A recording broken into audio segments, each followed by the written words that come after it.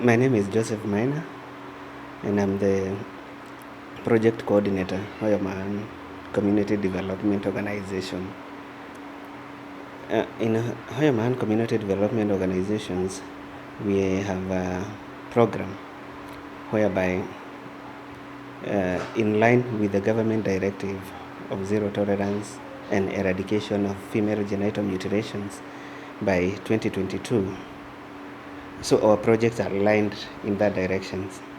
So in that approach, we've taken a holistic approach whereby we involve the government agencies, we involve the scholars, we involve the women who practice, the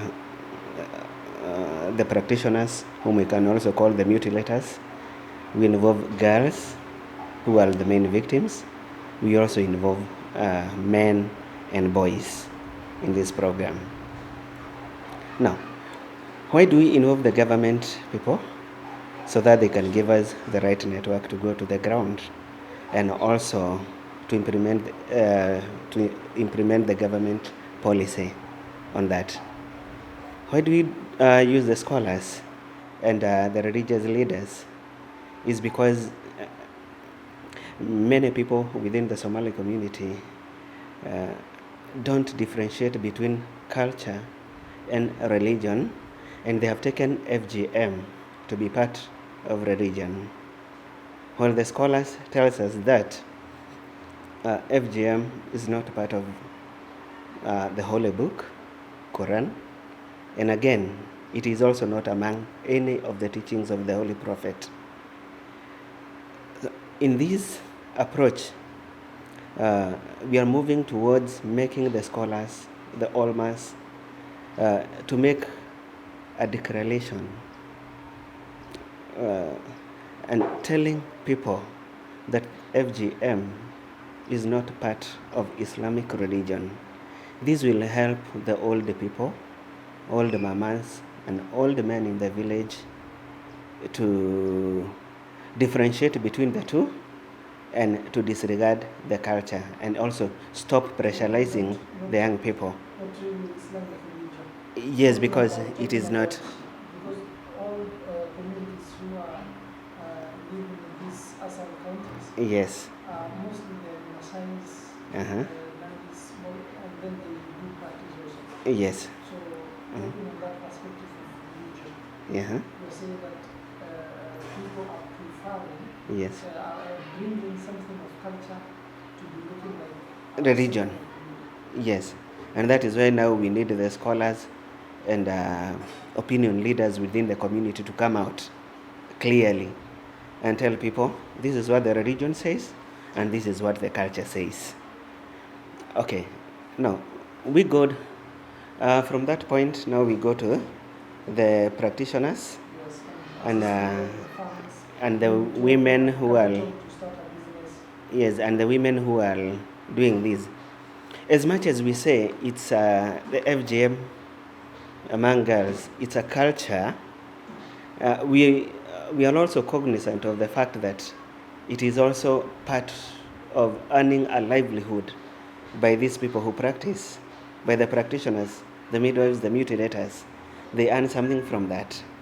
And so, as a way of dissuading them from this practice, we have a program whereby we develop and introduce to them different skills to earn a living outside that. We also facilitate in them starting a new livelihood like business outside this, so that in the future we can use them as our agents of change and as our ambassadors. Once they move out from the practice, they can come back to the society and tell, no, this was not right, this is what you are supposed to do, and you can move out of it because we have moved out of it, we are earning a living. Fighting and stopping FGM cannot be a one-day activity, and it has to be a concerted effort from all players. That's from the government, from elders, from religious leaders, from us, the civil societies. You have to come together, sit down and talk to these people, because everybody, I would say, in the society is a victim of FGM in one way or the other. Yeah, so our approach is that we have to work with these people through the whole process, but not just a day event and think that you will effect these changes. It's a culture that has been with the people for so long, and so to eradicate, you have to teach them, you have to come and sit down with them and see what works best for them. Yeah, so for us, we have the program whereby we have our people on the ground. My name is Malyun Abdi Farah. I am director and founder of Hooyo Macaan Community Development Organization. Currently, I'm in Garissa County, but the organization working with a whole countrywide. But now I'm in Garissa County.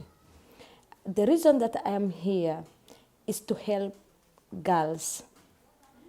Early pregnancy during this pandemic COVID, that 8 months the kids were at home.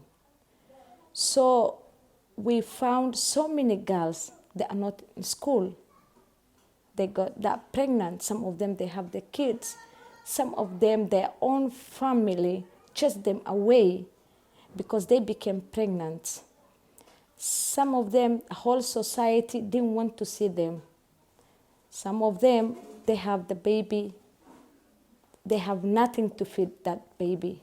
So as an organization, we went around to the schools, sit with the principals, and come with one solution, which was, first, we go see the girls, talk to them, see them where the problem is, why they are not in the school. Second, see the family background, whether they have something or not.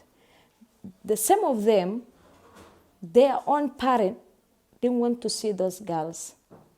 They chased them away. Luckily, we got one girl, and she completes 8th level. She became pregnant. She got the baby. Family background, they don't have anything. But the mother, she was a good mother. She stand with her daughter, even if she don't have anything, but she didn't want to kill that innocent baby. The family background, they don't have anything. They ran away from their own community to go to somewhere else so that maybe they can raise that child. But the family background, because they don't have anything, the father of that child came and took the baby. But now the girl, she is not in the school. She is hopeless. She is at home. She don't have anybody to help her. The mother as well, she's old. And the mother as well, she was only hope for that girl maybe to help the mother. Now the girl, she's at home. She need help from well-wishers who are ready to help that girl. When first I met with the principal, he said this girl, she is very bright. She's very bright, and she wanted someone to help her go back to school. But one thing, because that time she was having the baby want pampers and milk and all that. What she used to go out, hang up, get the milk and the pampers for the baby. One thing there, she maybe go another stage which she can get an HIV and AIDS from the other men where she want to get the milk and the pampers for the baby. One is that. The other thing, the fear that the girl was facing for her own community to abandon her outside, that she's no longer into that community. Because in my community, if someone became pregnant without married, that is the relationship between girl and the family. So like that girl, she is bright. She wants to go back to school. She wants to become a surgeon. And she is someone who have A level. Even the principal still love that girl. So to my community, they always do this to their own kids. Some of them, the parent forced to go do the abortion. Some of them, they kill their kids. Some of them, they throw the kids into street. Maybe someone else can take it from there. This is the community now we are living in.